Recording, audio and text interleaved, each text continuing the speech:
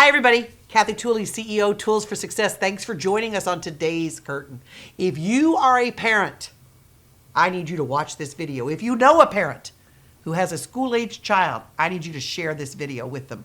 I need you to make sure that every parent, whether you have kids in school, have had kids in school, will yet have kids in school, please listen to today's Curtain from my book, The Education System is Broken, called Discipline at School Has Gotten Out of Hand. Let me read an excerpt from you. Discipline has become the hot button that every school knows can blow up their world. Whether or not a student is disciplined, how they're disciplined, how frequently they're disciplined, and how severely a student is disciplined can change the dynamics of a school, the teacher, and the administrator involved.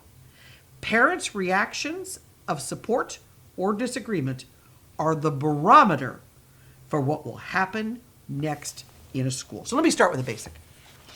Do you think we can all agree that discipline in a school is pretty important? I think we can all agree with that, right?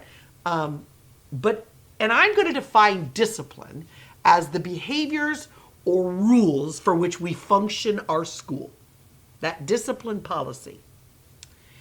Here's where it gets dicey. I'm going to use an analogy I think most of you. Have you ever been at church and heard that baby all of a sudden start crying, right? People have various reactions, right? Some people think, oh, no, baby's upset. Listen to her. Bless her heart. Some people think, oh, that baby's upset. Aw, what has that parent done that's made that baby upset? Other parents think, oh, that baby's upset. Why don't they take that baby out? I can't listen to church. I can't hear the sermon with that baby in here. Other parents think, what a terrible parent that they have not taken that child out of here. Don't they know how disrespectful that is? And that parent who has the crying baby has their own money. If that's not a good analogy for you, let's go to a Walmart. Let's go to a shopping. Let's go to Meijer. Let's go to any grocery store, anywhere. Ever seen a child kick off? All the thoughts you have, should they take them out? Should they stay? Should they discipline them? Should they not? Should they pop them across the mouth? Should they give them a spank? Is corporal punishment abusive? You parent your child the way you want to parent them. And that's called living in America, right? Now your little Johnny or your Susie comes to my classroom where I have 30 to 35 of your little children. And I have the parent who believes that no child should ever be spoken to aggressively, that we should always offer them choices. I've had a parent say to me, what choice did you offer her? She told me to shut the F up. I didn't offer her any choices.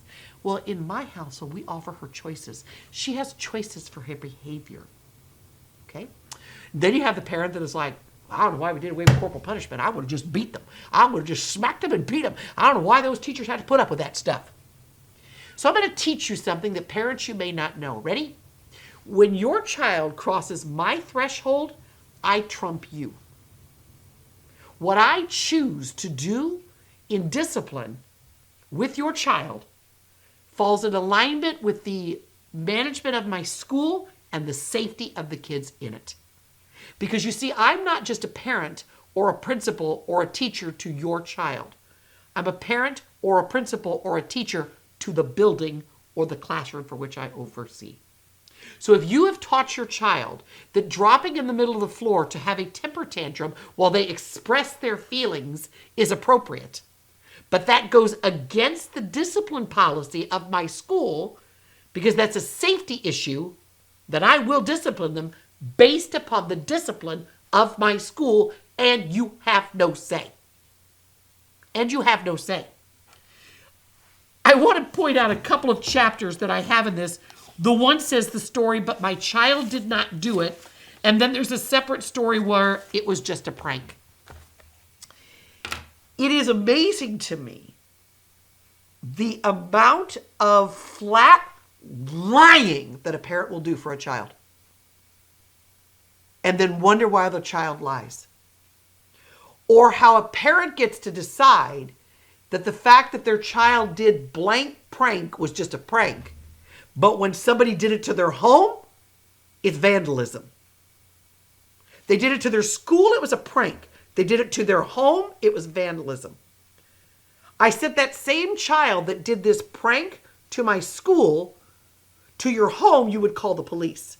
To me, you're telling me it's a prank, I'm overreacting. So here is the lesson of this curtain that I want people to hear as they're hearing it.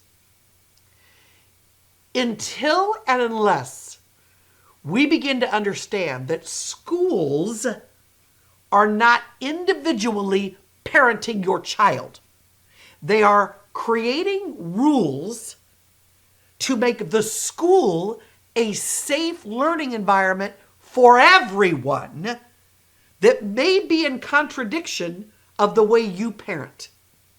And you get to either accept that or homeschool. But you don't get to choose this one and dictate the rules. It just doesn't work that way. And you don't get to fillet your truth across the media that isn't true. I've watched situations as a principal where parents called the media on a disciplined behavior and told a half-truth. And I can't tell the rest of the truth because that's a sealed, locked discipline file that I can't expose of a minor. So I'm not bad-mouthing the media. They reported exactly what was told to them. And I'm not bad-mouthing the school for making the discipline policy. I'm wanting you to pay attention that you're missing a big gap in the story. Big gap in the story. I've sat at many a football or basketball game and listened to a parent say, "Do you believe Miss So-and-so disciplined my child? She gave her a detention for blank." And because I'm an educator, I sit there and listen and think, what's the rest of that story I'm not hearing? Because that's not true. I never, as a principal, expelled a child because they threw a book on the floor. The part of the story you didn't hear is they didn't throw the book on the floor, they threw it at the teacher and caused 4 stitches in her forehead. So the only truth you have to the story you're hearing is book and thrown. That's true. And I can't tell you the real story, nor can that teacher, because a minor's involved. So the purpose of this chapter is this. As long as we believe the social media view of the story, we're only getting the half-truth. So I'm going to ask you to relate it to something I know you've seen. Have you ever watched a couple squabbling? Squabbling with each other? Then they pull out the camera and do this. Right? Camera goes right back down, fight is happening again.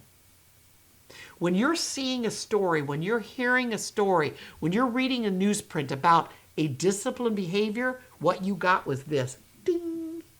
You didn't get the rest of the story. So before you cast judgment to educators and administrators who are trying to safely run a building, my invitation to you is understand there's more to the story. There's more to the story. And before you cast judgment, perhaps you want to know that even we know discipline has absolutely gotten out of control. If you want to be part of the conversations, which is the intention of each of these videos, then my invitation to you is to subscribe to my channel, because there will be more conversations. I ask you to like. I ask you to share. Maybe this would make a great PTO conversation. I bet it would. Because we can't fix what we don't get in conversation about. And the intention of these videos, remember, is never to attack. It's to spur conversation. What conversations are you going to have about this? I can't wait to see what comes. Thank you so much for watching, and thank you for being a part of it. Have a great day.